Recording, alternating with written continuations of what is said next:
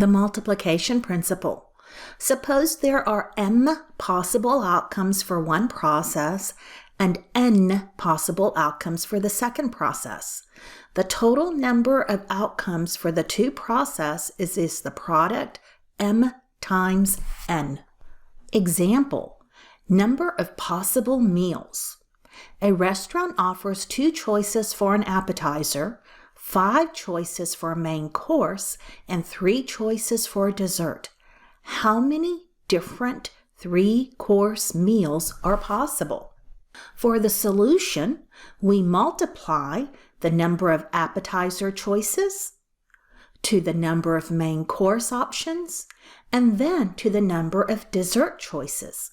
So from the text of the example problem, we know that there are 2 appetizer choices, multiply that to 5 main course options, and then to 3 dessert choices. The product of 2 times 5 times 3 is 30. There are 30 different possible meal choices. Relative frequency. A second way to determine probabilities is to approximate the probability of an event A by making many observations and counting the number of times event A occurs. This approach is called the relative frequency method or empirical method. It is computed as P of A equals, in the numerator, the number of times A occurred, divided by, for the denominator, the total number of observations. Example, tossing a fair coin. If you are interested only in the number of heads when tossing 2 coins, then the possible events are 0 heads, 1 head, and 2 heads. Suppose you repeat a 2-coin toss 100 times and your results are as follows. 0 heads occurs 22 times, 1 head occurs 51 times, and 2 heads occurs 27 times. Compare the relative frequency probabilities to the theoretical probabilities. Do you have reason to suspect that the coins are unfair? Let's solve this.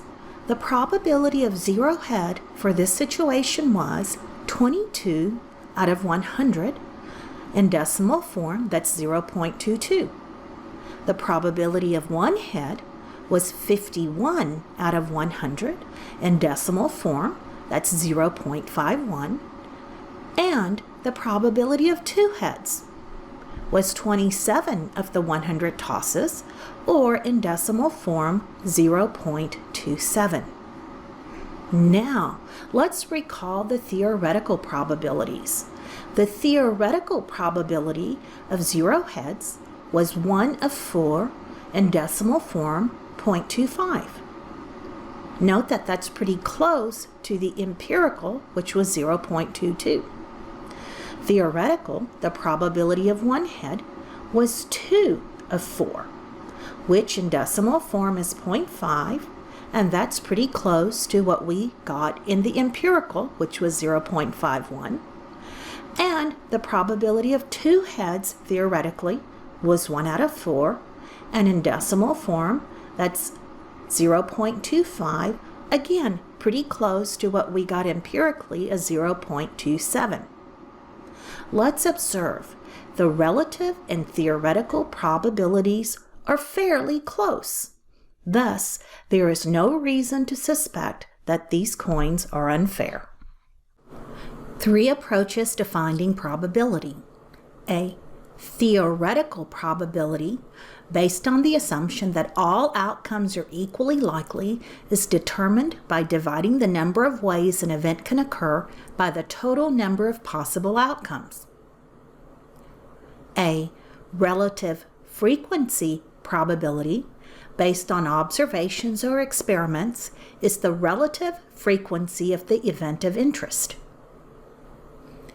A subjective probability is an estimate based on experience or intuition and has no mathematical validity. Example, which method is used? Identify the method that resulted in the following statements. A, I'm 100% certain that you'll be happy with this car.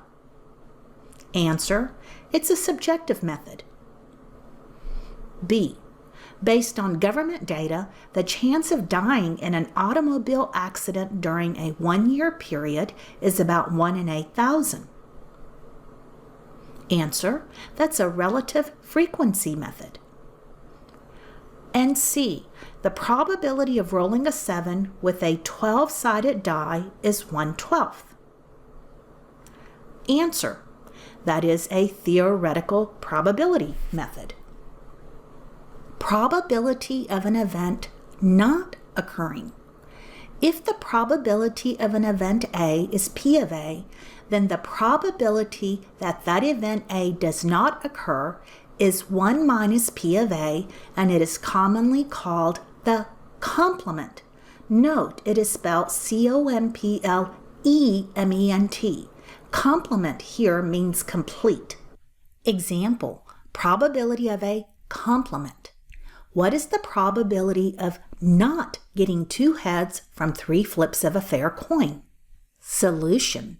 Since the probability of getting 2 heads from 3 flips of a fair coin is 0.375, the probability of not getting 2 heads is the probability of not 1 tail and 2 heads, which is equal to 1 minus 0.375, which computes to 0.625.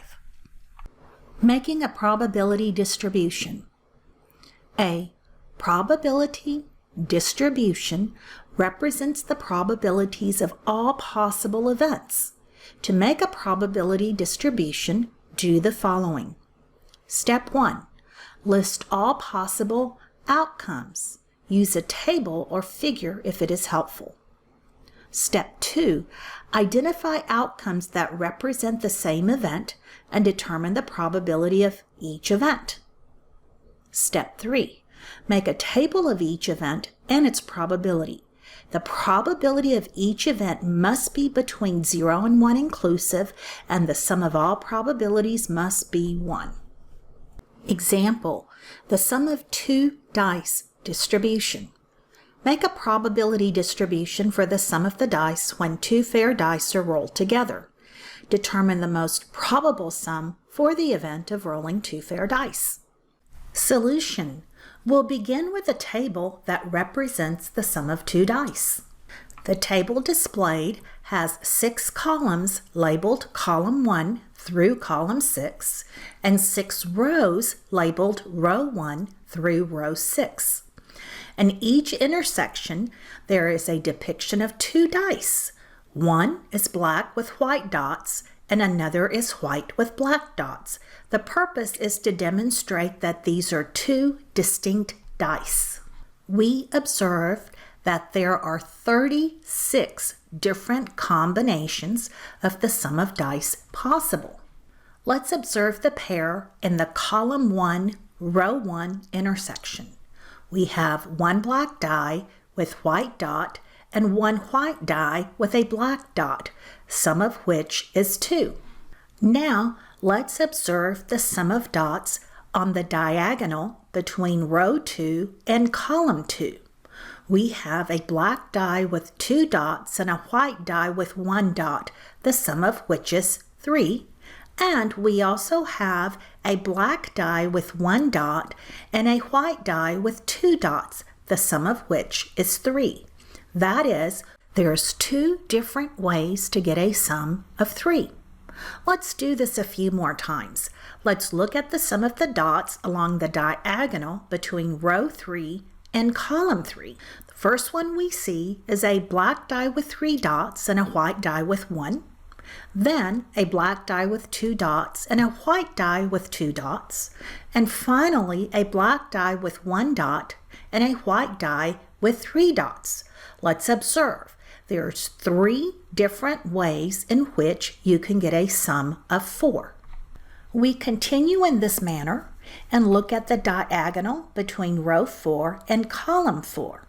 Let's observe that the sum of the dots on every pair of dice on that diagonal is 5, and also that there are 1, 2, 3, 4 different ways to get a sum of 5.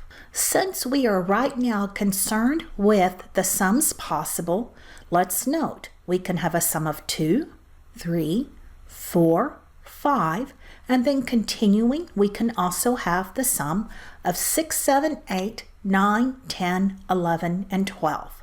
The sample space that exists for the sum of 2 dice consists of the numbers 2 through 12. Now that we have determined the sample space for the roll of 2 dice, remember the sample space is 2, 3, 4, 5, 6, 7, 8, 9, 10, 11, and 12. And we also know that there are 36 possible outcomes for the roll of 2 dice. We are ready to determine the probability of each likely event. Let's begin by determining the probability of the event of a sum of 4 showing up when you roll 2 dice. We'll go back to the table and look along the diagonal.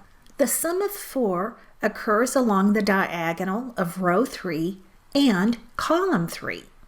We count that there are 1, 2, 3 different ways to get a sum of 4, and out of 36 possible outcomes, the probability of the event of rolling a sum of 4 is 3 of 36. Let's do this again for the probability of the event of rolling a sum of 7, and we'll refer back to that table again. The sum of 7 occurs along the diagonal connecting row 6 and column 6. Let's count the different ways. We see 1, 2, 3, 4, 5, 6 different ways to get a sum of 7. And out of 36 possible outcomes, the probability of rolling a 7 is 6 over 36. The remaining probabilities of the sums are computed in exactly the same way. I will provide them now. The probability of 2 is 1 out of 36. The probability of 3 is 2 over 36. We already have 4. The probability of 5 is 4 over 36. The probability of 6 is 5 over 36. We already have 7. The probability of 8 is 5 over 36. The probability of 9 is 4 over 36. The probability of 10 is 3 over 36. The probability of 11 is 2 over 36. And finally, the probability of 12, that's double 6s, is 1 over 36. Now that we have the sample space for the sum of 2 dice and the probability for each event of the sum of 2 dice, we are ready to construct the probability distribution table. We let E be the event that describes the sum of the dots facing up on the dice. Then the probability distribution is. Let's observe. This is a table with 12 columns and 2 rows. The first row is labeled E to represent the event, and it is followed by the sums possible, starting with 2 and increasing by 1 all the way to 12. The second row is labeled P of E to indicate the probability of that event, and along that row, the probability that corresponds to each sum is listed. For example, the probability of event E equals the sum 2. That probability is 1 over 36. We observe that 1, the probability of each listed event E is between 0 and 1 inclusive, and 2, the sum of all the probabilities is 1. And finally, we are ready to answer the question, what is the most probable sum? By looking at the probability distribution, we see that the sum of 7 has the highest probability. Therefore, the most probable sum is 7. Odds. Odds are the ratio of the probability that a particular event will occur to the probability that it will not occur. The odds for an event are P of A over P of not A. We can also write this as N of A colon N of not A. This is a formula that you need to memorize or know by heart. The odds against an event A are P of not A divided by P of A. We can also write this as N of not A colon N of A. This formula also needs to be memorized. Note, in gambling, the term odds on generally means the odds against. Example, 2-coin odds. What are the odds for getting 2 heads and tossing 2 coins? What are the odds against it? Solution. Odds for are the probability of 2 heads divided by the probability of not 2 heads. That is equal to the probability of 2 heads is 1/4, and the probability of not 2 heads is 3/4. When simplified, 1/4 divided by 3/4 reduces to 1/3. Recall the arithmetic property that says the complex fraction A divided by B divided by C divided by D is equal to the product of A divided by B times D over C, multiplying across, that is AD divided by BC.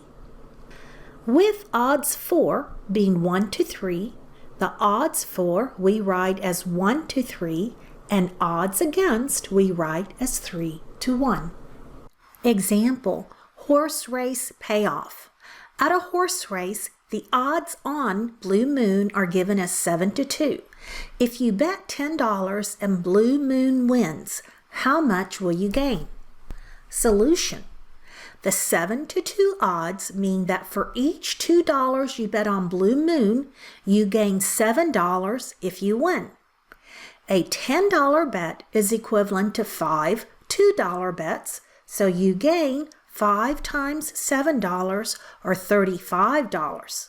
You also get your $10 back, so you will receive $45 when you collect your winning ticket.